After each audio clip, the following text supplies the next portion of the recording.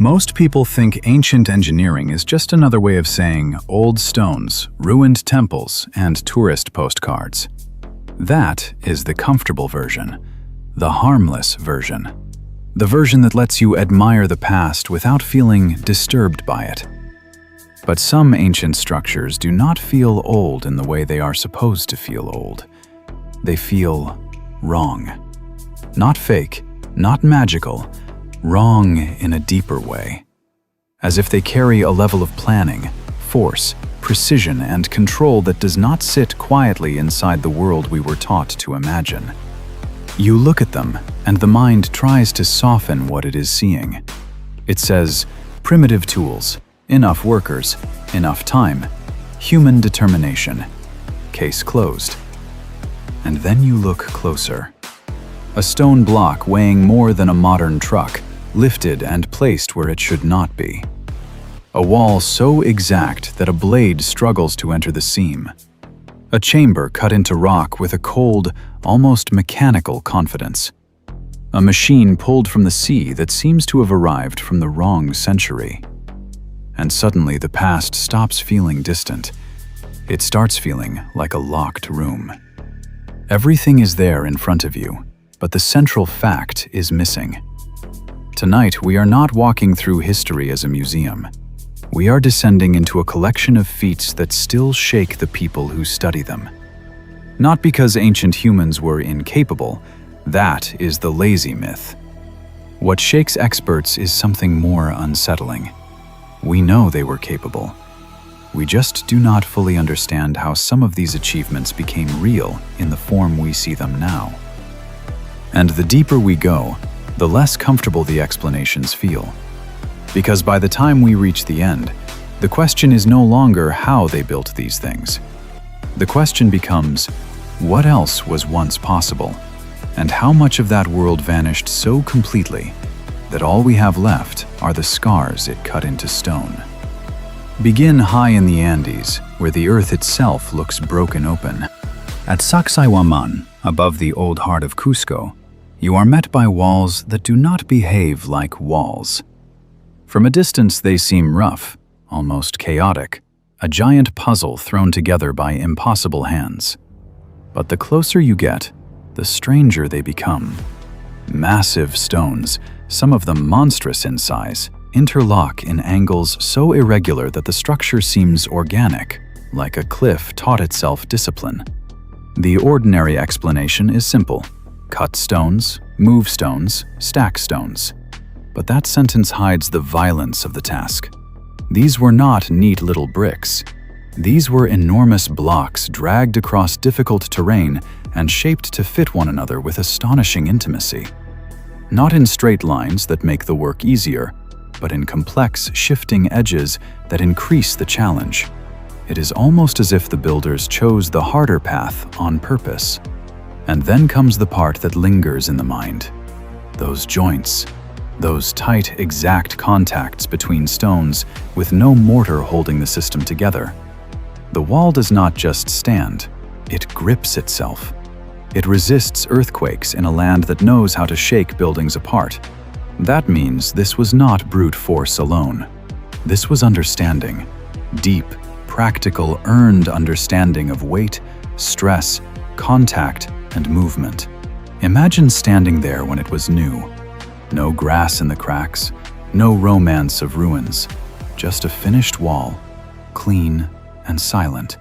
Each stone locked into the next with the confidence of something built to outlive memory. That is what makes Sacsayhuaman so unnerving. It does not look like an early attempt. It looks like mastery. And mastery without a visible manual is one of the most disturbing things the ancient world can leave behind. From the Andes, move to Rome, where the past becomes dangerous in a different way. Because Rome does not shock you through wild shape alone. Rome shocks you through confidence. Through the feeling that its builders understood materials at a level that should have belonged to a far later age.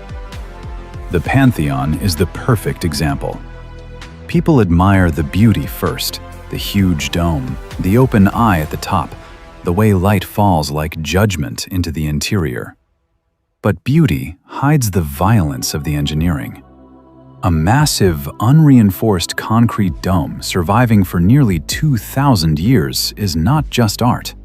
It is a technical statement. A declaration that somebody knew exactly how far matter could be pushed without tearing itself apart. The common comfort is to say that the Romans had concrete. True, but that word is not an explanation. It is a doorway. Why did their concrete behave so well? How did they balance weight across the structure with such intelligence, making the material lighter as the dome rises? How did they create something vast enough to humble later builders for centuries? And there is a darker edge here. Sometimes the unsettling part of ancient engineering is not that it appears impossible. It is that it appears reproducible. And yet the full recipe, the full system, slips out of reach. We can study it, test fragments, reconstruct processes.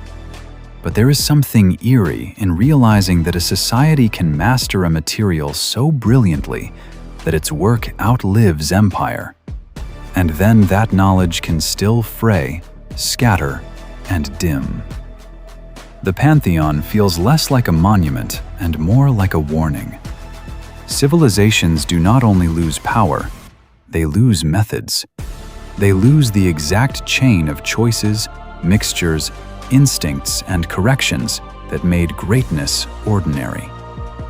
And once that chain breaks, the result can stand in plain sight for centuries while later generations stare upward and call it genius, because they no longer know how it felt to build one. Then there is Puma Punku, a place that has attracted too much nonsense and too much certainty at the same time. And that alone should make you cautious. Because when a site becomes famous for wild speculation, people often forget the real reason it unsettles them. The stones here are not terrifying because they are perfect in every way. They are terrifying because they reveal deliberate complexity. Carefully cut surfaces, repeated forms, precise internal angles, blocks that suggest a system rather than random craft. You do not need fantasy to feel the tension. You just need eyes. Look at one of those carved pieces, and the first impression is control. Not decorative excess, control. The kind that comes from measured intention. Somebody wanted shapes that answered to a plan. Somebody cared about consistency. Somebody was not merely piling stone for shelter or symbolism. They were imposing a design language onto hard material with remarkable discipline. The outside story is that ancient people everywhere worked hard and became clever over long periods. Of course they did. But the hidden pressure point is this. Once engineering begins to look modular, once stone starts behaving as if it belongs to a repeatable system, the past becomes harder to keep inside the usual mental box.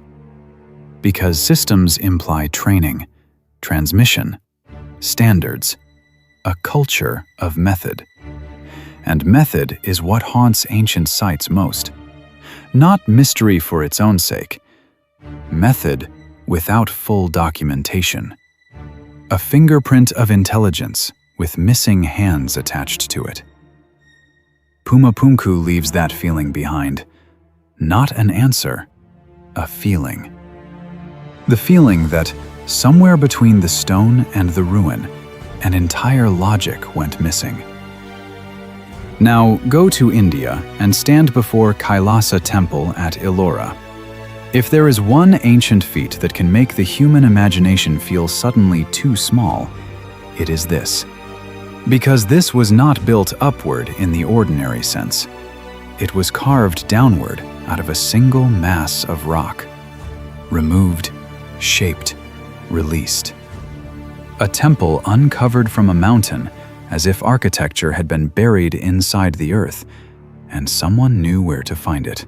At first, the mind tries to protect itself. It says, temple, sculpture, religion, beauty. But then the scale hits, the excavation, the planning required before the first irreversible cuts. This was not a project that could afford improvisation. When you carve downward into living rock, error does not forgive. A bad decision cannot be hidden behind fresh material. A misjudged line can ruin the whole composition. That means somebody had to hold an entire structure in the mind before it fully existed. Levels, columns, spaces, reliefs, courtyards, mass distribution. Not as vague imagination, but as disciplined sequence. Remove this, preserve that. Cut here, leave support there. Day after day, year after year, workers had to obey a vision that was both artistic and brutally technical. Try to picture the psychological weight of that.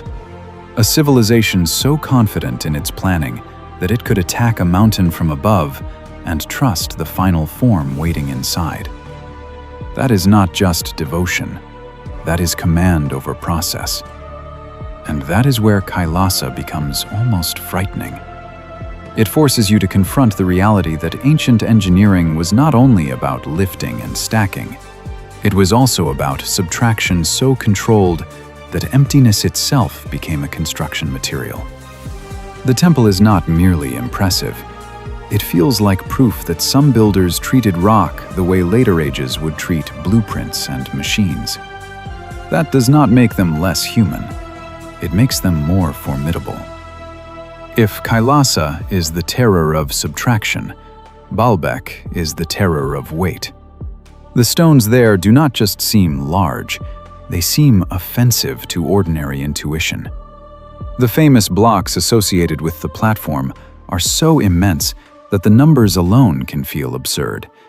And numbers rarely carry emotional force until they attach themselves to matter. But here they do. Because once you stand before stones of that magnitude, the body understands before the mind does. This should have been difficult beyond all comfort. The easy version says manpower, rollers, leverage, ramps. And yes, those words belong in the conversation. But the reason experts remain fascinated is that every proposed chain of operations must answer a pitiless question. Not whether movement was theoretically imaginable, but whether the full sequence of quarrying, positioning, alignment, coordination, and placement makes satisfying practical sense at that scale. This is where ancient engineering becomes emotionally heavy. Massive blocks are not just technical objects, they are concentrations of risk. One mistake in extraction can fracture the stone. One failure in movement can destroy months or years of labor. One misalignment at the destination can turn triumph into disaster. So when you see huge blocks successfully integrated into a monumental setting, you are not simply looking at strength. You are looking at organized nerve. Baalbek feels like a place where ambition stopped being reasonable and became almost confrontational, as if the builders wanted size itself to become a statement of dominance over material, land, and human doubt. That is why the site does not just impress, it presses back. It makes modern certainty feel thin.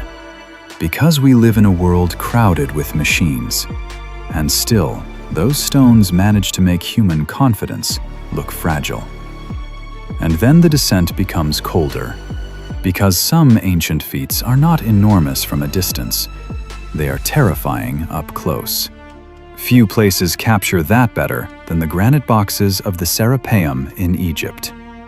From the outside, they can sound simple, large stone containers in underground chambers.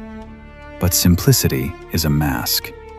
The deeper question is the workmanship, the hardness of the material, the scale of the boxes, the precision of surfaces and angles that provoke the same kind of discomfort you feel when something seems too exact for the context you expected.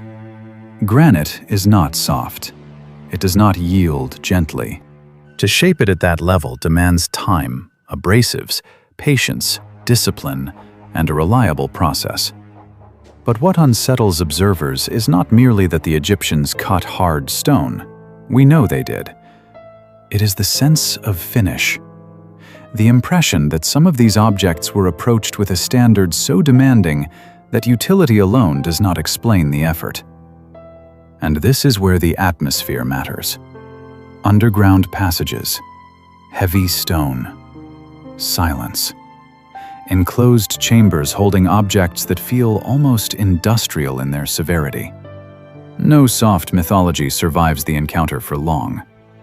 What remains is labor, method, obsession.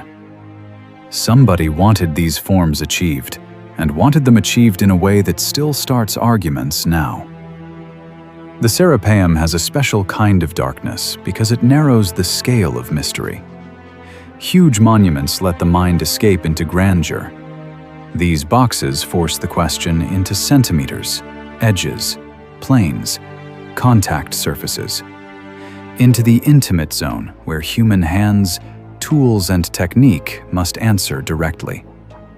And when the answers still feel incomplete, the discomfort becomes sharper. Now imagine not a box, not a wall, not a dome, but an entire hidden world carved beneath the ground. Derinkuyu in ancient Anatolia does not overwhelm at first through spectacle. It overwhelms through realization. Layer after layer descending below the surface, chambers, tunnels, storage spaces, ventilation systems, protected movement paths. A city where the engineering challenge is not to be seen, but to survive unseen. The ordinary picture of the ancient world loves sunlight. Temples, pyramids, towers, visible triumphs. But Derinkuyu belongs to fear, to pressure, to the knowledge that engineering is often born not from pride, but from threat. A city underground is not a decorative idea. It is a response to danger serious enough to justify tremendous effort in concealment, circulation, and long-term habitability. What makes it so powerful is the systems thinking involved. Air had to move. People had to move. Supplies had to be stored. Entry points had to be controlled. Crowding, panic, darkness, endurance, all of it had to be accounted for. That is not random excavation. That is organized survival architecture. And here the emotional tone shifts.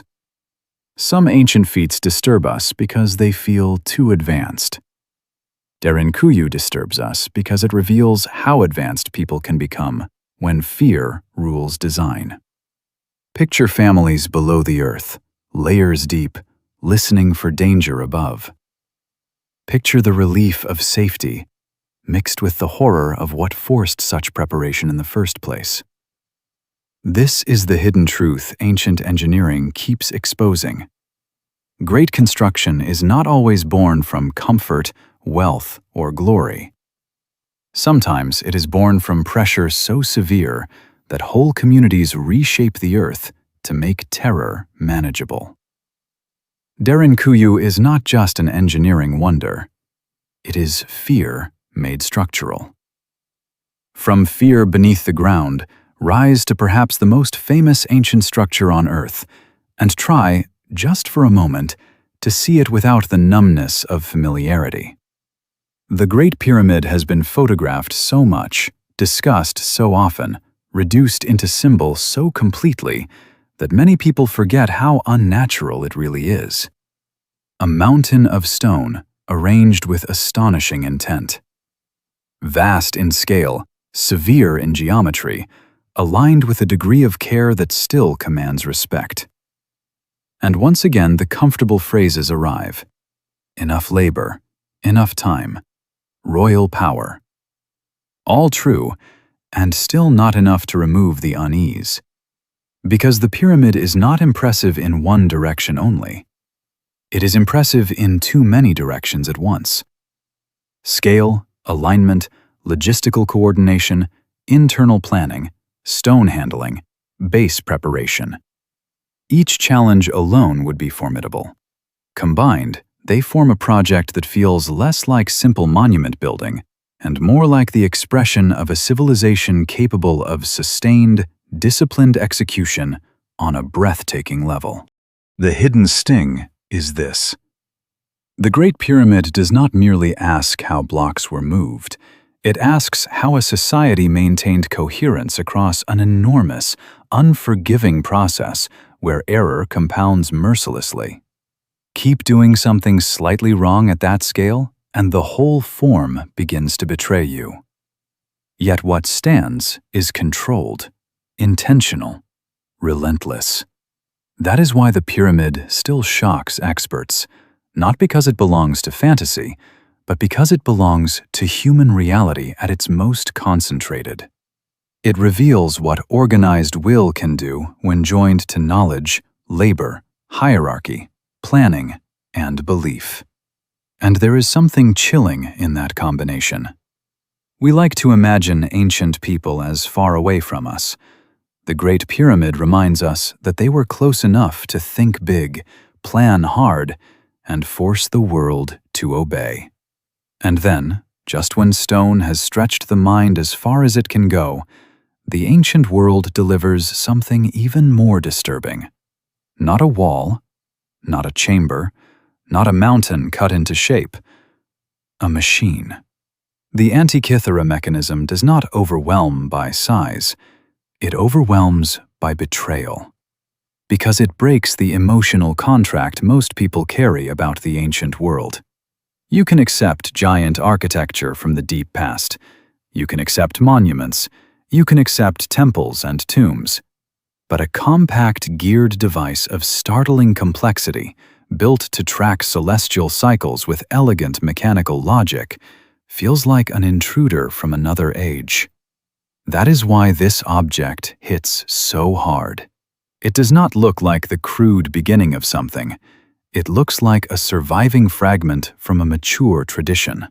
And that implication is far darker than the object itself. Because if a tradition is mature, then it has history behind it. Teachers, experiments, failures, improvements, lost workshops, lost minds, lost hands. Think about what that means. The sea gives us one broken witness, and from that witness we are forced to imagine an entire landscape of knowledge, now mostly absent. Not completely unknowable, but shattered. Enough remains to prove sophistication. Not enough remains to make the whole world around it visible again. The Antikythera mechanism is perhaps the most haunting ancient engineering feat of all, for one reason. It makes loss feel immediate. A fallen empire leaves ruins. A drowned machine leaves silence. It reminds us that history is not a neat staircase climbing upward in permanent light. History is full of broken lines. Knowledge appears, flourishes, fragments, vanishes, reappears under new names, and leaves later generations praising progress while standing over forgotten brilliance. And that is the real shock running through all of these feats. Not that ancient people were somehow superhuman, not that the past was magical. The shock is that human capability has always been deeper, stranger, and less linear than comfortable history likes to admit. A wall in the Andes that resists earthquakes through interlocking genius. A Roman dome that still stands like a challenge. Stone systems cut with disciplined intent. A temple excavated from a mountain. Blocks so heavy they embarrass intuition. Granite workmanship that feels cold enough to start arguments centuries later. Underground cities shaped by fear. A pyramid that turns organization itself into a monument. A machine from the sea that makes time feel broken. Put them together, and a darker image begins to form. The ancient world was not a dim waiting room for modernity. It was a field of experiments, powers, obsessions, solutions, and lost methods. Some of them so effective that we still circle them with theories because the simplest full answer remains just out of reach. Maybe that is why these feats stay with us. They do not only show what was built, they show what disappeared. Entire chains of knowledge, habits of craft, cultures of precision, and ways of thinking that once turned impossible ideas into physical reality. We inherit the result, but not always the full road that led there. And that should humble us. Because the next time someone says the ancients were primitive, try to picture the worker shaping hard stone to a demanding surface no one would forget. Try to picture the planner who had to see a temple inside a mountain before the first cut. Try to picture the mind that turned the sky into gears small enough to fit inside a hand-carried device. Then ask yourself a harder question. How much human brilliance has already been lost that we have not even learned to miss yet? If there is one unsettling truth beneath all of this, it is that the past is not silent because it had nothing to say. The past is silent because so much of what it knew died with the people who knew how to do it. And all across the world, in stone, in shadow, in buried chambers and broken metal, that silence is still staring back at us. If one of these feats stayed in your mind more than the others, say which one. Not because there is a single answer, but because the thing that disturbs you most usually reveals the part of history you no longer